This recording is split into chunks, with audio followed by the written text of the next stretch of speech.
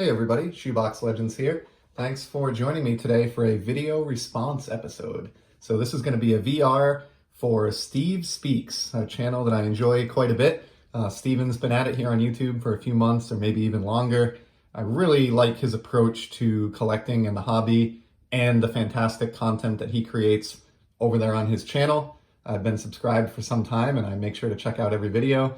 If for some reason you are not subscribed to Steven over at Steve Speaks, you can find a link in the description below, and I would highly recommend doing so, and maybe even join in the contest here that I'm going to post a VR for. I think the end date for this is maybe around the end of the month, so you still have some time to get to know Steven and his channel and make your own entry here.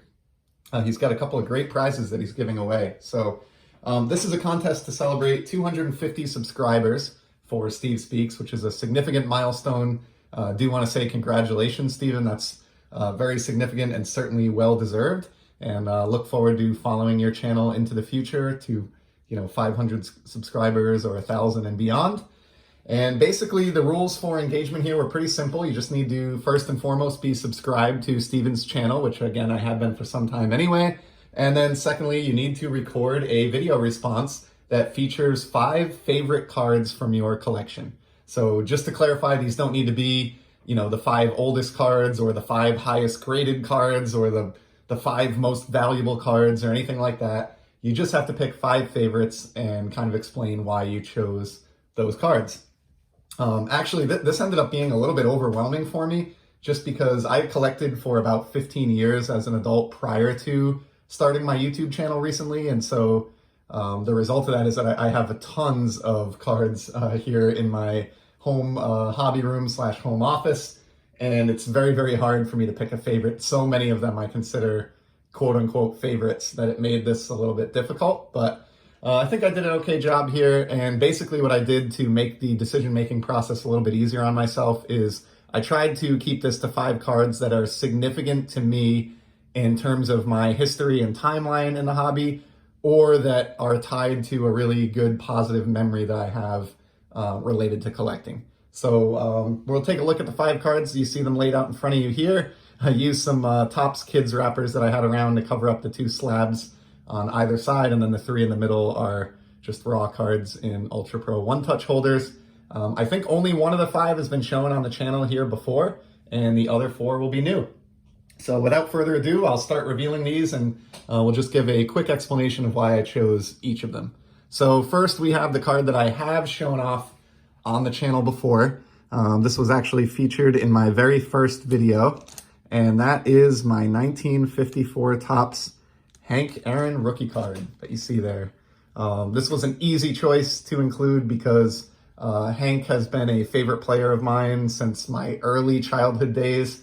I can remember reading a biography of his back in grade school, early grade school, and it was a pretty lengthy book, especially for somebody of my age to be tackling at the time, but I read every page of it, enjoyed it, and he became one of my favorite players and remains so to this day. When I was a kid fan growing up, he was the home run king at the time, and I still do consider him sort of the unofficial home run king, despite the fact that he's been surpassed in the years since. And this was always a dream card of mine to have his rookie. It was never affordable or attainable when I was a young kid, obviously. But as an adult, only recently in the last few months, I finally was able to pick up this card. It was one of the crowning moments of collecting for me to date. And it's one of my most treasured cards and was an obvious choice for inclusion in this top 5. From there, I think we might just go through these in the order that I acquired them. Let me move Hank a little bit into the light here. So the next card on the list is the one that you see front and center. This is a meaningful card for me because I have had this in my collection since I was a kid. Not all of my childhood collections survived into my current present day collection just because, some of it was stored in a basement or was lost to time or damage, things like that. But one of the cards that I do still have to this day is my Ripken Jr rookie card from 1982 Topps. So this one is significant to me for a couple of reasons. I've touched on this on the channel in the past, but Cal was one of the big 3 for me growing up in terms of my 3 favorite players as a kid. the other two being Will Clark and Nolan Ryan. And the other reason this one's special to me, it was maybe my most valuable or one of my most valuable cards as a kid. So I always kept this in my shoebox of my best hits, along with my other most prized cards. And it's special to me because I received this from my dad. So I got a vending box of 1982 Topps Baseball as a gift as a kid. And to me, it was just amazing to receive cards that were, older than anything I'd ever opened myself before.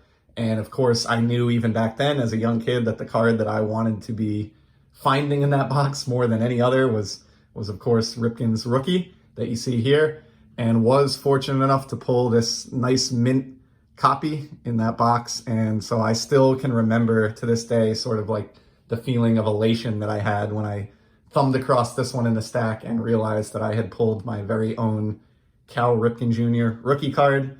And I just love that I still have that original card to this day. And it's in really great shape since I pulled it right out of a vending box myself. So we'll always treasure that one. And it made sense to include that in the top 5 favorites here.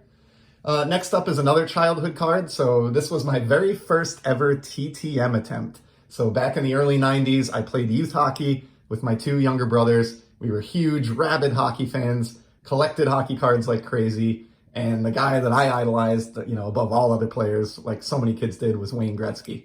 So, around the winter of 91, I got it in my mind as an 8-year-old kid that I was going to write to Wayne Gretzky, send him a hockey card, and see if he would sign it for me. So I put my letter together, I sent my card off, and kind of just forgot about it. When you're 8 years old, your attention span is like 5 minutes, so I probably was busy building bike ramps in the yard and, off playing in the woods. And lo and behold, a few weeks later, I received my card from the great one back in the mail. And it is the 91-92 Pro Set card that you see here. I'm going to take this off its stand so we can get a better look. But Wayne was gracious enough to sign this one in nice, sharp black Sharpie. Being an 8-year-old, I wasn't really thinking of having the card be this dark, and the fact that the autograph would kind of be lost a little bit. But you can still see it pretty legibly. And to me, this is not like a card that I'm ever going to sell or that I'm worried about the value of. It is all about that childhood memory of sending that letter off to number 99, and then the excitement of finding, a return from him in the mail and knowing that he had, taken the time to reply to me. For all I know, his assistant signed that, or maybe my parents even just faked that and dropped it in the mailbox to make my day. I know my dad watches my videos, so I guess he would fess up to that if he sees this. But it's just a great childhood memory for me, and one of the cards that I remember most from collecting as a kid, just because of that. And so I wanted to make sure to include that one also. The next one is probably the biggest pull that I had when I returned to collecting as an adult. So I got back into the hobby around 2007. In the fall of 2007, I was like 25 years old, had disposable income available to me, and just kind of stumbled back into things. And so I would visit a local hobby shop in North Providence, Rhode Island, and buy a few packs after work on a Friday when I got out of work on my way home. And that fall, the 2007 Topps Updates and Highlights set was one of the new releases that was out on the shelf. And I was ripping packs of that in search of a very short printed card that was really, really tough to pull. I think they came, it was more than a case hit in terms of rarity. Never thought I would see one. I opened dozens and dozens of packs, never had any luck. And then one day, and I can still remember this, standing in my bedroom at home, ripping open one of the packs on a Friday evening, and there it was, the super short printed card in question, which for a Red Sox fan like myself was incredible to see. The Jacoby Elsberry card from 2007 Topps Update. So if you weren't collecting back in 2007, you may not realize now what a big deal this card was then. But this was like an SSP. Elsberry had just burst onto the scene. He was absolutely torching it with Boston. I mean, speed, power, fielding, contact hitting. He was a true 5-tool player. He looked poised to be the next big deal.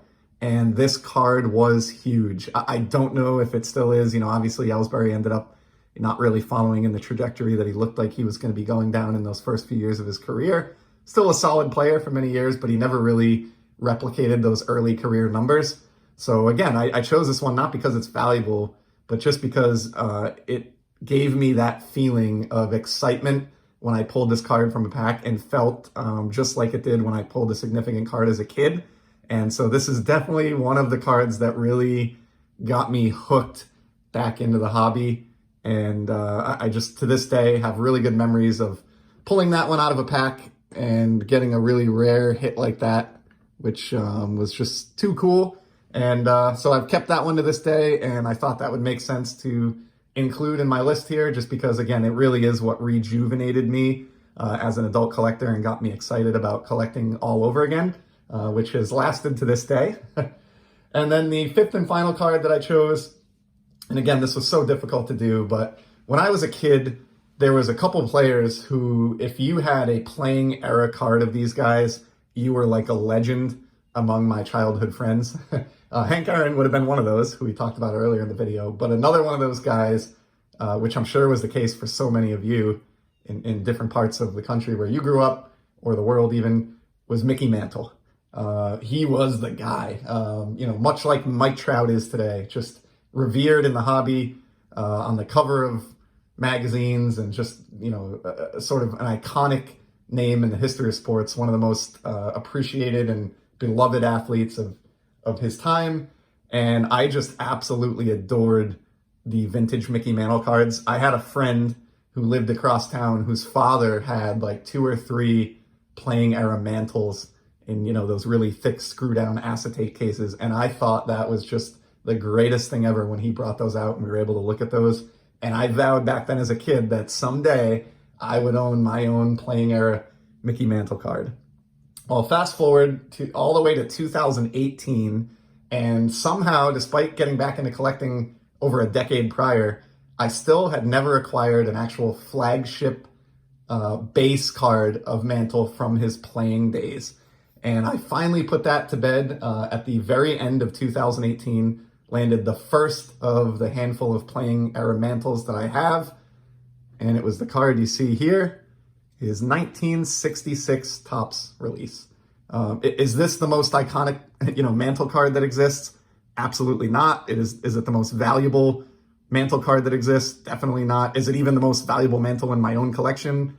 No, not by any means, but this was the first one. This is what gave me the taste for vintage Mantle cards and made me realize that if I shoot for a lower grade that presents well, like the VG3 that you see here, that these were actually more attainable than I assumed they would be on the hobby budget that I was on, and that I still am on to this day. So this kind of scratched the Mantle itch for the very first time for me. And since then, I've acquired a few more, which I haven't had the opportunity to show on the channel yet, but I thought this was the best one to show, just given that it was the first and it was a significant moment in the history of my collecting and something that I'll always look back on and remember fondly. So that's it. These are the 5 cards that I chose for the response, Stephen. Hope you enjoyed this. I hope everybody else did as well. Really enjoying watching all of your responses to this and seeing the variety that exists among our collections. And so yeah, that's a wrap for today. Hope you enjoyed these 5, and I will certainly be back soon with more content. And if you do not know Steve's channel, Steve Speaks, check out the link below and make sure to give him a visit and a sub. Take care, everybody.